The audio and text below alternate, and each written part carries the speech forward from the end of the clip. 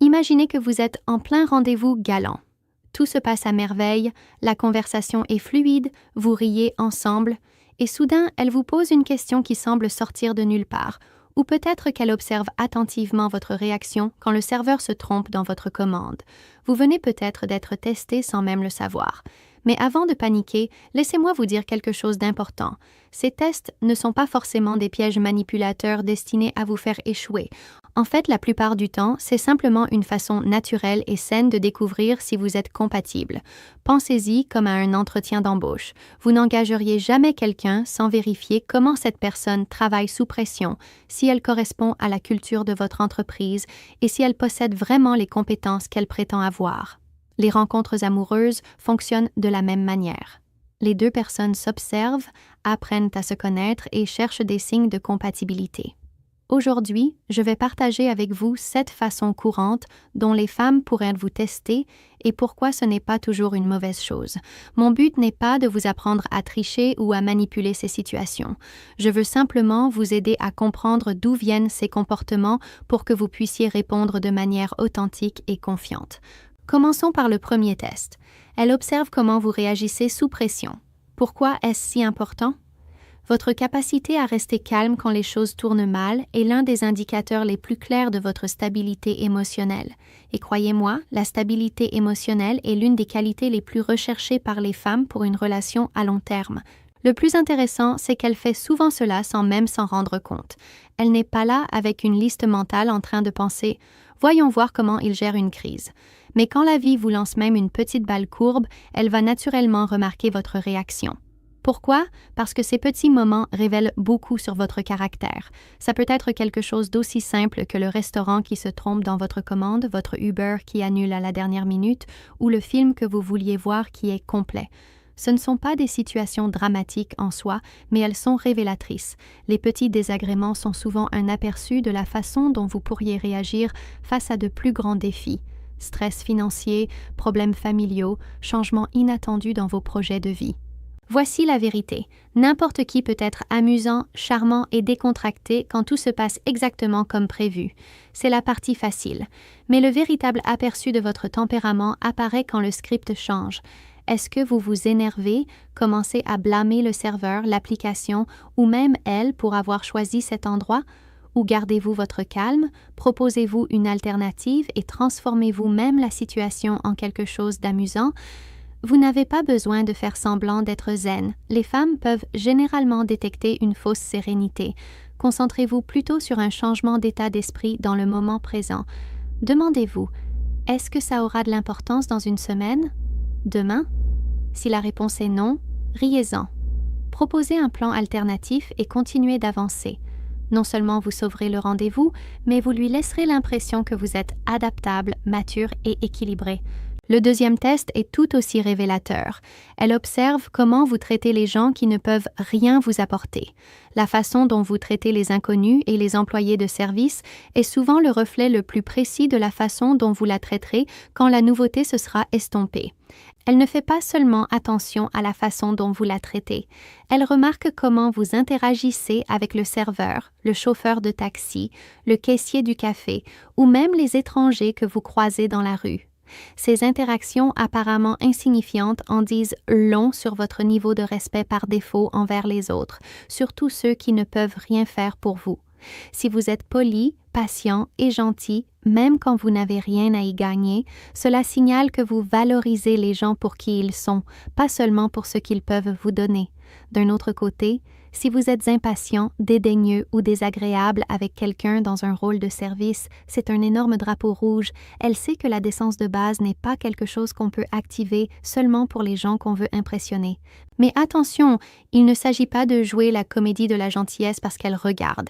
La plupart des gens peuvent sentir quand c'est faux. Il s'agit de vivre authentiquement en accord avec le type de personne que vous voulez être, que quelqu'un le remarque ou non. Le troisième test concerne les valeurs fondamentales. Elle va aborder un sujet lié aux valeurs pour voir où vous vous situez. Les valeurs partagées sont l'épine dorsale de la compatibilité à long terme et elle essaie de comprendre cela avant que les sentiments ne deviennent trop profonds. À un moment donné, elle pourrait aborder de manière décontractée ou pas des sujets comme les enfants, le mariage, les objectifs de carrière, les finances, la religion, les choix de style de vie. Pour certains hommes, cela peut ressembler à un interrogatoire, mais la plupart du temps, c'est simplement une approche intelligente des rencontres.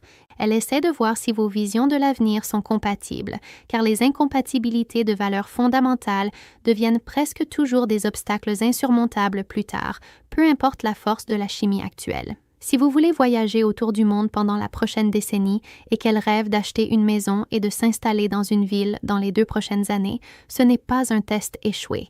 C'est juste un signe honnête que vous n'êtes peut-être pas fait l'un pour l'autre.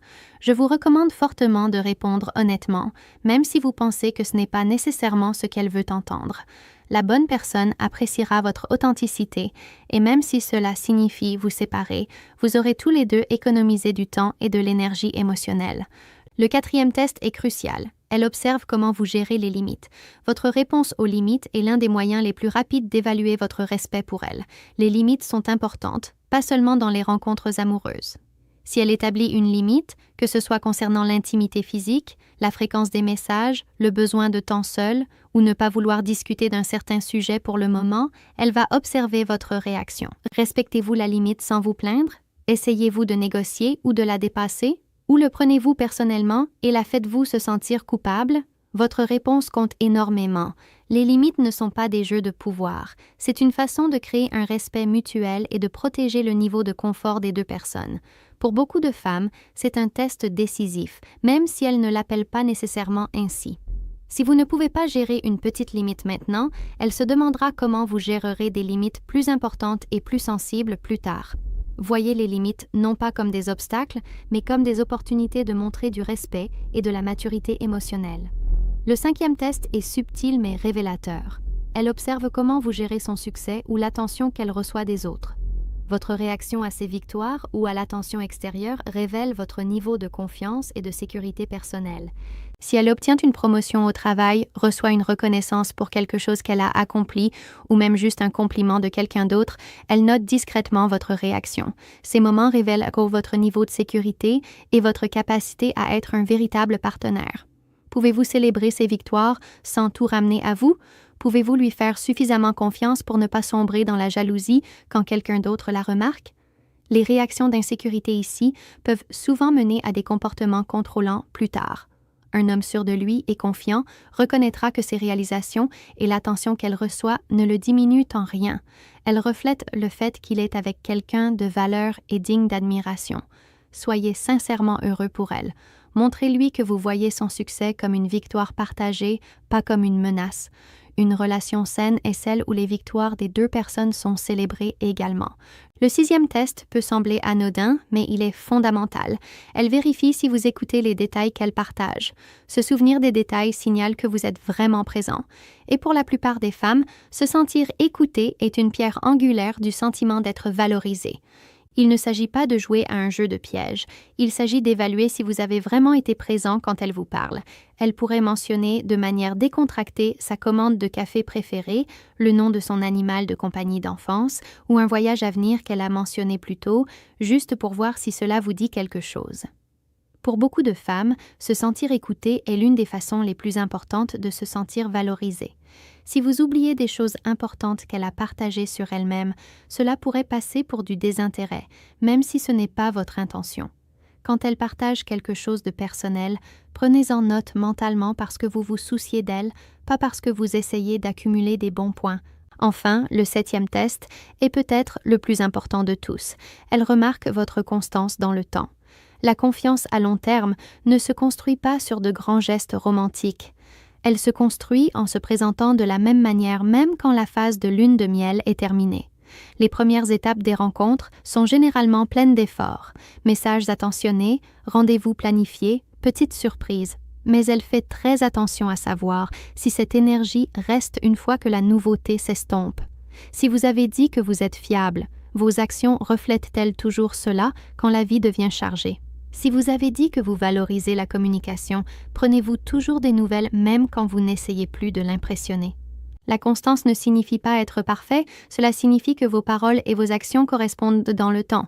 Pour la plupart des femmes, c'est l'un des indicateurs les plus forts de fiabilité et de potentiel à long terme. Continuez à vous présenter de la manière dont vous avez dit que vous le feriez. Ce sont les petites actions régulières, pas les gestes grandioses occasionnels, qui construisent la confiance et l'attraction sur le long terme. Le mot « test » a souvent mauvaise réputation parce qu'il est présenté comme manipulateur ou comme un jeu où quelqu'un essaie de vous faire perdre. Mais dans des rencontres saines, la plupart de ces tests ne sont pas du tout des pièges. Ce sont simplement des moments où une femme observe si vos actions et votre caractère correspondent à ce qu'elle recherche chez un partenaire. Et n'oubliez pas, vous la testez aussi. Vous remarquez ses valeurs, son comportement, comment elle vous traite. La vraie différence entre un test sain et un test toxique est l'intention. Au lieu de penser « elle me teste, je dois réussir », changez votre état d'esprit pour « c'est juste une partie du processus pour lui montrer qui je suis vraiment et découvrir si nous sommes vraiment compatibles ». Voilà, c'est tout pour aujourd'hui. Si cette vidéo vous a aidé ou si vous l'avez trouvée intéressante, n'hésitez pas à laisser un pouce bleu et à vous abonner pour ne pas manquer mes prochaines vidéos. Et vous, avez-vous déjà vécu l'une de ces situations? Partagez vos expériences dans les commentaires, j'adorerais lire vos histoires.